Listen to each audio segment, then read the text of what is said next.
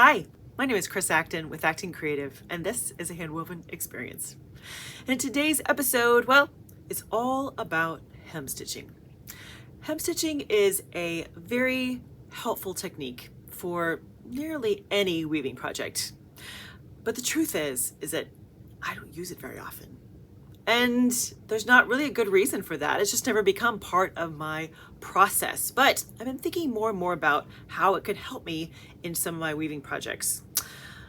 So I figured it was time that we address the topic, and I wanted to do it justice. Meaning, I'm bringing in the big guns. I have invited Michele Marshall from Mingo's Corner to be my guest instructor today to teach us all about hemstitching.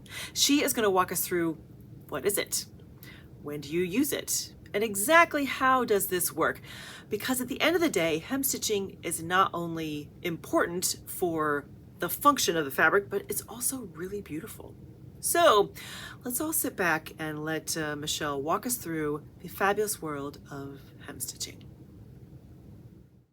Hey everyone, I'm Michele Marshall, and Chris has asked me here to talk about hemstitching. So hemstitching is a topic that I am pretty familiar with. Apparently there's two camps. Either there are people who hemstitch all the time, or there are people who hardly ever do it at all. I'm definitely in the I do it more often than I don't camp for most things. So perhaps that's why she said something. I also like to plan my projects from beginning to end at the beginning. So I don't leave the question of to hemstitch or not to hemstitch to chance. I decide that up front. I decide things like how long do I want my fringe to be? How many bundles do I want to my fringe? All those questions, which are impacted to some degree by the hemstitch.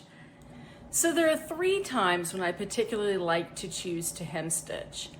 The first is if I'm doing something that I'm going to have a hem that's going to show. For instance, like the edge of a placemat or a table runner. If I'm using a highly twisted cotton, I can feel fairly confident that something like a table runner isn't going to get that much washing, and so the twist in that cotton is not going to work itself out. So I will hem stitch theirs and then leave the short fringe as it stands. I will also hem stitch on things where I'm using whatever I'm making. If I'm using something like tencel or bamboo, hem stitch.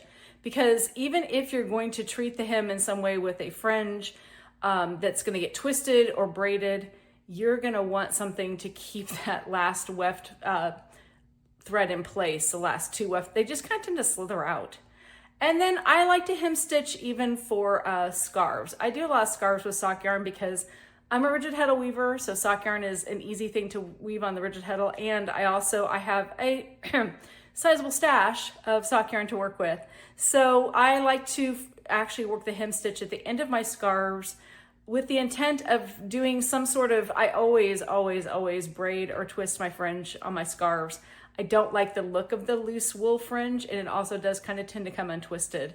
But having a hem stitch along that edge is critical to me to keeping the scarf looking nice, to give it a nice finished edge, and to allow for me to do whatever I want to do with my fringe at that point without having to worry about like keeping track of what's going on with that last weft in. Is it sagging? Is it out of line? Do I need to push it back?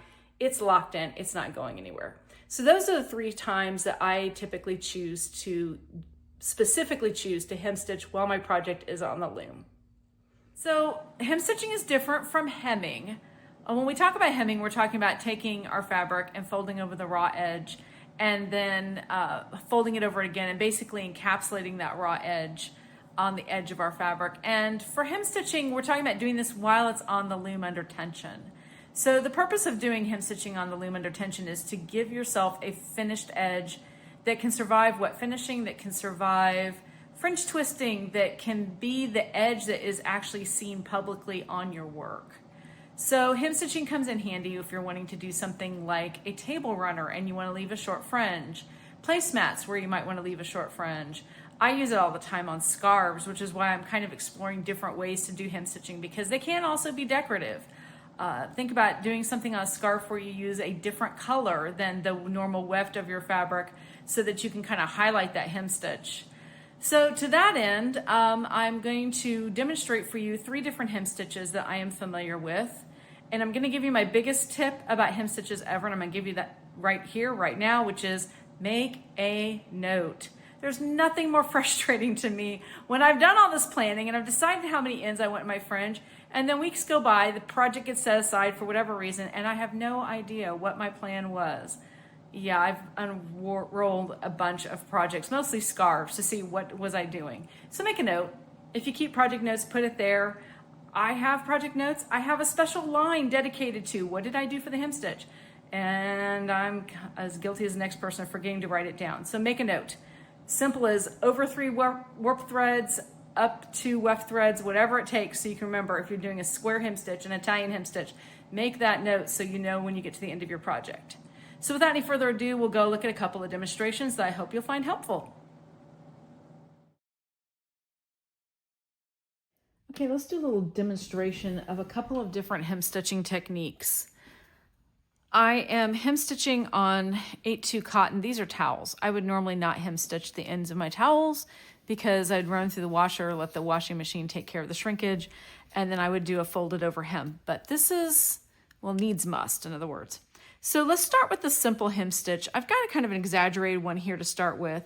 The anatomy of the hem stitch is basically that you have something anchoring either the last 2, last 1, last 3 ends of your weft into your warp so that it doesn't just slither out. And again, with cotton and shrinkage, it's not as much of an issue. But if you're working with something slippery like tencel or bamboo, you're definitely going to want to anchor that last weft end or 2, because otherwise it's just going to have a tendency to work its way out. And it'll even do that with, you'll see this with the waste yarn that we stick into our projects. Now, obviously our waste yarn is not in there to work as weft per se, is to bring our warps together. But when you wash it and you go to take it out, you can see that, you've got these bundles that are trying to hang together, but that weft yarn is really trying to work its way out at the same time. So we're trying to avoid that either during the fringe twisting project, if that's part of what you want to do, or simply to kind of keep things looking neat at the edge. So the simple hem stitch is pretty straightforward. You're going to determine in advance how many warp ends and how many weft rows that you're going to want to work around. And a huge tip is take a note, make a note. I always think I'm going to remember, and then I get to the end of a project and I am not sure. So make a note, especially if you're doing something like a scarf where you really want it to match, or a table runner where the hem stitch is definitely going to be seen. So I'm going to go under 3 warp ends and also up or into my fabric 2 weft rows. And I do this as a sewing motion. So I'm just going to place my needle in like this. And as I do that, you can see I'm kind of pulling this last hem stitch into place. Now I'm going to take my yarn and make a C, and I'm going to go under those same 3 warp ends again, come out over the edge of my C and let that sort of anchor my threads. And I'm just going to keep sewing across. Now I'm working, like I said, over 3 warp ends, up 3 weft ends, but I could just as easily work this over 3 up 2, which is typically what I do for things that are cotton. If I'm doing something like a table runner and I'm going to leave a really short fringe that I'm not going to do anything else with, I might do it just over 2 warp ends to make it smaller. If I wanted to use this same technique on a scarf, for instance, something where maybe I had a dark, last pick was a dark weft end, and I could use that same yarn to do my hem stitching, I might come across and just go under 1 weft end, especially if I'm going to be doing something like braiding or twisting my fringe. This doesn't show, but it certainly gives a nice firm edge against which you can then work your twists or your braids or whatever you're going to do for your fringe technique. So this is the simple hem stitch. I'm going to go back to going under 2 weft threads. I'm still going to be under 3, but I'm going to go in 2. And if you've ever worked something called a blanket stitch over the edge of fabric, this was popular when people were making the fleece blankets. This is the blanket stitch. So if you know the blanket stitch, you've done this before, which is a helpful tip.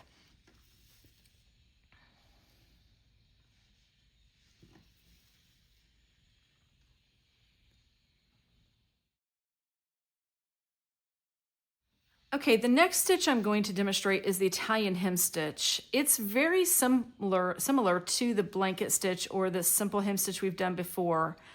It has a different look though on this surface. On the back, they're nearly identical. So again, I'm going to choose those same 3 warp ends. I'm going to go under them, but this time I'm going to stay outside of the fabric. I'm not going to get into the weft just yet. I'm going to go back down in the same place that my thread came up on my last stitch. So I'm already tying off those 3 warp ends here. Now I've gone down 1, 2, 3 weft ends, and I'm gonna go around those same 3 warp ends again and come out in the same hole that I came up in.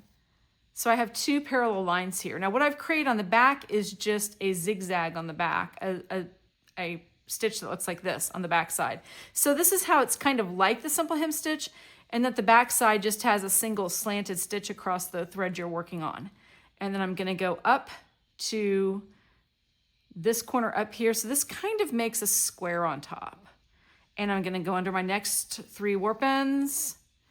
I'm going to come back around those, come down 3 weft ends, and come out. So I'm encapsulating the same 3 warp ends, top and bottom, and then I'm going to come up. And you can kind of pull this stitch tight, and when you do that, it gets this kind of a little bit of a lacy effect on the edge. I will say though, it does tend to bias. This vertical line, it kind of tends to not want to stay totally vertical. If I were to wet finish this, it might relax. I actually haven't worked this one before on a project yet, because I typically, if I'm looking for this box effect, I'm going to do the square hem stitch, which I'm going to demonstrate next. So the square hem stitch is a little different from the Italian hem stitch in that it does make a square on the top. It's a much more truly square design, and it's reversible because in the back you get a cross stitch on the back, so it's kind of nice. So with this one, we're going to finish this leg here. You'll always be finishing a leg and starting the next box at the same time. I'm going to come into my fabric 3 weft ends and over 3 warp ends again, and I'm making this first diagonal line across the back. And then I'm going to go across those same 3 warp ends, but this time I'm going to come up in the opposite corner. So you can tell we've already made a cross stitch on the back side. I'm going to come across those same 3 warp ends and back down to this corner. So you're crossing that back leg of the X a second time, but it actually looks pretty neat on the back. And then you're going to finish your box and start the next one by going up to the top and then finding your 3 and 3 in this case. It does not have to be 3 and 3. It can be 4 and 4. It can be 2 and 4. A lot's going to depend on the weight of the weft and the warp you're using as to how many stitches and how precise a box you wish to make. But as you can see, I'm just going across in diagonals down the back, the front, and the sides of the box and closing it. So I'm going to make my first X on the back by going upper right to lower left. Then I'm going to come across to the bottom right corner and go lower right to upper left using my same 3 warp and weft ends. I'm going to come across the top here, come back down to this lower left corner and make the other side of the box. Once you kind of get the hang of this, it really does sort of work itself because you're like, oh, okay, I'm going to make the bottom of the box first. I'm going to make the top of the box next. And then I need to finish off the side of the box. And you can pull this as tight or as loosely as you want. And then I need to finish the box and start the next one. So it's pretty easy, and you can work this obviously again, left to right, right to left, doesn't matter. But it makes a much more finished look on this side of the fabric, and then there should be a picture here showing the back side where you get the little crossed X's on the back side with your hem stitch yarn. Now, one thing to remember is a stitch like this square stitch, I'm going to need more like 6 or 7 widths of my fabric if I'm going to work this all the way across, as opposed to the traditional 3 to 4 that we're usually told to do for the simple hem stitches. I don't know that the Italian hem stitch might not need a little bit more as well, but I do know that the square stitch is going to take a little more yarn to complete your boxes, just because you're making so many passes at it. But I like that the box looks much more square than this Italian one. It kind of wants to slant to the side and look a little different. So those are the 3 hem stitches that I'm familiar with that have been used in weaving. There are other hem stitches you can use within the body of your fabric to make channels, to make open work designs, to bind lino edges, that kind of thing. But those may or may not be suitable to actually holding your weft ends to your warp during wet finishing and then later. They're just designed to create gaps in your fabric. A satin stitch can be used as a hem stitch on the edges of things if you've got an opening in your fabric. However, it's not going to be stable enough to really keep your warp and weft together on the edges if you wanted to go that route. So by all means, if you find a new hem stitch you want to try, I would test it on something. Throw it on the end of something like a towel that you don't need to hem stitch, but you can find out what it does as a test run before you start using it on something where you really need it to work, and then you find out it doesn't do the actual job we're asking of hem stitching to do. So I hope the demonstrations were clear and kind of helped you see what you needed to do to accomplish a few different hem stitches. If you find any different ones, I honestly am collecting them at this point. I kind of find them fun to do. I like doing something a little bit different on the edges of my projects. So if you find a new one, let me know. Chris got information on how to contact me, and lots of you know me from Facebook and other places like that. So give me a quick shout and let me know how it goes for you. And if you have any questions, let me know that as well. Thanks so much for watching. Okay, how great was that? She was awesome. I love the way that Michele explained exactly what it was, when do you use it, and gave 3 different styles of hem stitching that you can use. She made it seem really easy, didn't she? I don't know about you, but I am already dreaming up ways that I can incorporate some hem stitching into a future project. I'm very excited. And you know what this episode needs? It needs a special bonus. Friends, I took Michele's great information and I put it in a PDF exclusively for my Acton Creative Insiders. Yeah. I love the idea of having like a resource right in front of you to remind you, wait, which one was the Italian and which one was the square? And how do I do that? To have it there in front of you on a piece of paper? Wonderful. And I don't know about you, but I'm gonna have it pinned to my board near my loom so I can remember which goes where. And friends, this little bonus, just join the AC Insiders. It's yours right there. Now, if you would like to know more about Michele Marshall, and wouldn't we all, she's incredible. Simply follow the link to see her all over the World Wide Web and get to know her in all the many different things that she specializes in. She's amazing. So tell me this, friends. Do you hem stitch? Is that one of your things? Do you do it all the time? Sometimes? Maybe never, like me? Let me know. How do you feel about some hem stitching? And if you do a style that is different from one of the 3 that Michele mentioned, put it in the comments. I can't wait to hear all the different variations because I know there's so many options out there. Such a good episode. Thank you, Michele. This was really great. All right, friends. Have a wonderful week. Happy weaving.